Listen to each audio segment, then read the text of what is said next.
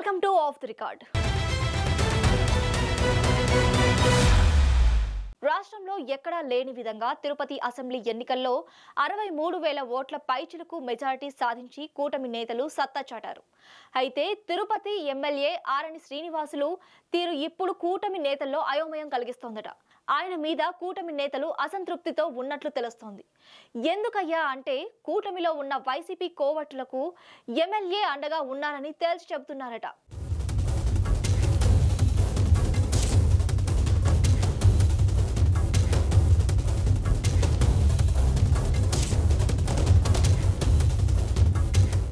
గత ఎన్నికల ముందు వైసీపీ నుంచి జనసేనలో చేరి కూటమి అభ్యర్థిగా తిరుపతి నుంచి భారీ మెజార్టీతో గెలిచారు అరణి శ్రీనివాసులు.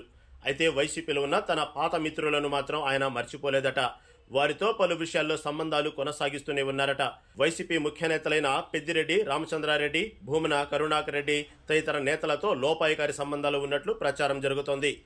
నూతనంగా నిర్మాణం చేస్తున్న తిరుపతి మున్సిపల్ కార్పొరేషన్ భవనానికి నిధుల కొరత ఏర్పడింది. దీంతో తిరుపతిలోని ఓ ప్రభుత్వ స్థలాన్ని అమ్మేసి ఆ డబ్బుతో భవనం నిర్మించాలని మున్సిపల్ శాఖ మంత్రి నారాయణ ఆదేశించారట. అయితే ఈ వ్యవహారంపై అరణి శ్రీనివాసులు చేతులెత్తేశారట. ఇదంతా వైసీపీ మిత్రుల ఎత్తుగడలో భాగమని కూటమి నేతలు మండిపడుతున్నారట.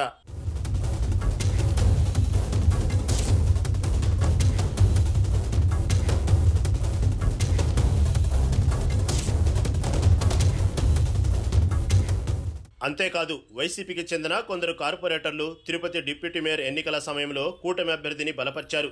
ఇది కూడా వైసీపీ నేతలు అరణి ఎత్తుగడలో భాగంగానే చెబుతున్నారు. తమ ఆస్తులపై దాడులు జరగకుండా, కేసులు ఇరుక్కోకుండా ఉండేందుకు ఎమ్మెల్యే అరణి ఆయన వైసీపీ సన్నిహితులు కలిసి కార్పొరేటర్లను కూటమిలోకి పంపినట్లు తిరుపతిలో టాక్ నడుస్తోంది. వైసీపీ అధికారంలో ఉన్నప్పుడు నగరపాలక సంస్థ నిధులతో 10,000 చదరపు అడుగుల్లో హోటల్ నిర్మించి ఓ వైసీపీ నేతకు నామమాత్రపు లీజుకిచ్చారు. దాన్ని తప్పుపట్టని వైసీపీ నేతలు ఇప్పుడు ప్రభుత్వ నిరర్ధక ఆస్తిని అమ్మి మున్సిపల్ భవనం నిర్మిస్తానంటే ఎందుకు గోల చేస్తున్నారో కూటమి నేతలకు ఏమాత్రం అర్థం కావటం లేదట.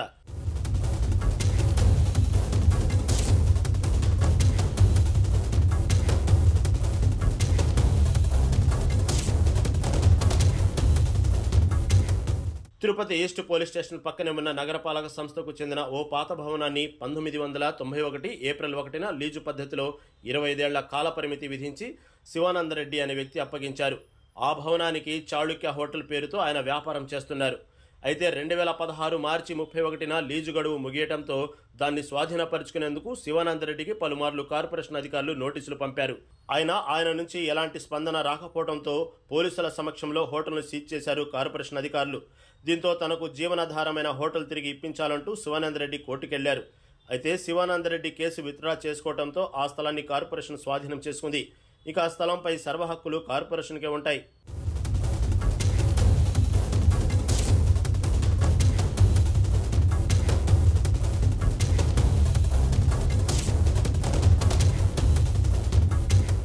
ఇక ఏపీ మున్సిపాలిటీ యాక్ట్ 1967, 1955 సెక్షన్ 148 మేరకు ఆ స్థలాన్ని కార్పొరేషన్ టెండర్ల ద్వారా అమ్ముకోవచ్చు. ఆ నిబంధనతోనే 77 సెంట్లు ఉన్న చాళుక్య హోటల్ స్థలాన్ని బహిరంగ వేలంలో విక్రయించి ఆ డబ్బులతోని మున్సిపల్ భవనం నిర్మించాలని అధికారులు భావించారు. దీనికి వైసీపీ పాలక మండలి ఆమోదం కోసం మీటింగ్ ఎజెండాలో చేర్చారు.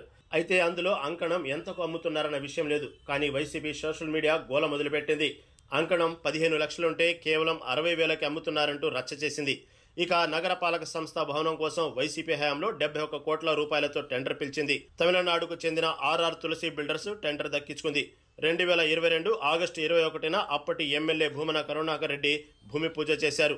ఆ తర్వాత బడ్జెట్ 94 కోట్ల 60 లక్షలకు పెరిగింది. ఇక కేంద్ర ప్రభుత్వం విడుదల చేసే స్మార్ట్ సిటీ కార్పొరేషన్ నిధులకు మ్యాచింగ్ గ్రాంట్ నిధులను వైసీపీ ప్రభుత్వం ఒక్క పైసా కూడా ఇవ్వలేదు.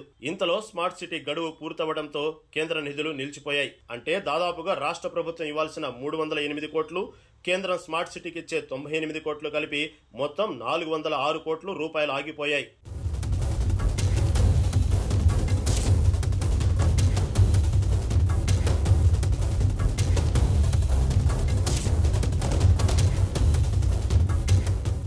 దీంతో తిరుపతిలో స్మార్ట్ సిటీ నిధులతో మొదలైన భారీ ప్రాజెక్టులకు ఆర్థిక కష్టాలు మొదలయ్యాయి. సిటీ ఆపరేషన్ సెంటర్ బిల్డింగ్ 60% పనులు పూర్తయ్యాయి.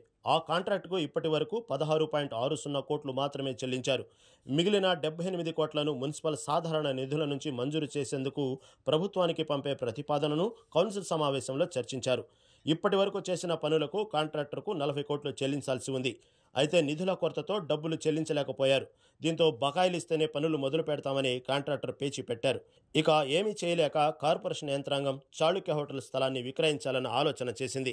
వైసీపీ హయాంలో కార్పొరేషన్ బడ్జెట్ను జీరో చేయడమే కాకుండా 150 కోట్లకు పైగా కాంట్రాక్టులకు అప్పులు పెట్టారు. తమ ప్రభుత్వం వచ్చాక దాదాపు 80 కోట్ల పాత అప్పులను తీర్చాల్సి వచ్చిందని కూటమి నేతలు వాపోతున్నారు. దీంతో చాళుక్య స్థలాన్ని అమ్మడానికి ఓ కమిటీ ఏర్పాటు చేయాలని, ప్రస్తుత మార్కెట్ రేటు అంకణం 8 లక్షల వరకు ఉందని నిర్ధారణకు వచ్చారు. అయితే దీనిని 60,000కు అమ్మడానికి కూటమి నేతలు ప్రయత్నిస్తున్నారంటూ వైసీపీ శ్రేణులు భారీగా ఊదరగొట్టారు. దీనికి తోడు తాము ఆ స్థల సంరక్షకులమంటూ ఏకంగా తమ కార్పొరేట్లకు విప్ జారీ చేశారు. అయితే అజెండా ప్రతిపాదనలు ముందుగా మేయర్కు వెళ్లి ఉంటాయి. అప్పుడు మేయర్ ఎందుకు ఆపలేదన్నదే ప్రశ్న. ఇక మేయర్ శిరీష వైసీపీకి చెందిన వ్యక్తి. అప్పుడు ఆమె అడ్డుకొని ఉండవచ్చు కదా, చర్చించేటప్పుడు అవసరమైతే టేబుల్ ఎజెండా పెట్టుకోవచ్చు కదా అని కూటమి మద్దతు ఇస్తున్న కార్పొరేటర్లు అంటున్నారు.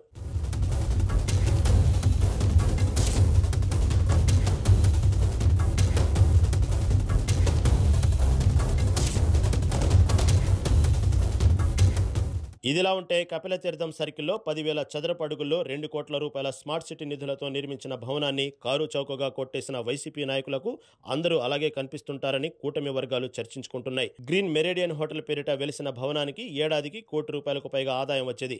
అలాంటిది నెలకు ₹1,50,00,000కి అద్దెకిస్తూ వైసీపీ ప్రభుత్వంలో వారి అనుచరులకు కట్టబెట్టేసిన విషయాన్ని మర్చిపోయారంటూ కూటమి నేతలు ప్రశ్నిస్తున్నారు. చాళుక్య హోటల్ స్థలం విక్రయాన్ని తాము విజయవంతంగా అడ్డుకున్నామని చెప్తున్న వైసీపీ నేతలు అసలు గ్రీన్ మెరేడియన్ హోటల్ వ్యవహారంలో ఎందుకు నగరపాలక సంస్థకు నష్టాన్ని కలిగించారన్నది కూడా కూటమి నేతల ప్రశ్న.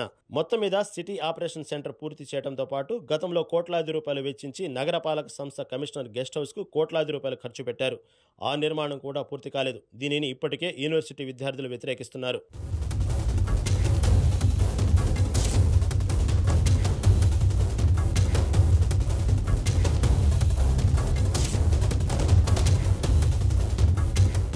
ఇక గతంలో స్మార్ట్ సిటీ నిధులు తమ ఆడంబరాలకు మాస్టర్ ప్లాన్ పేరుతో అనవసర రోడ్లు వేసి నిధులు ఖర్చు చేసిన వారు ఇప్పుడు సంరక్షకులుగా ముద్ర వేసుకోవడానికి హడావుడి చేస్తున్నారని వైసీపీ విమర్శకులు అంటున్నారు.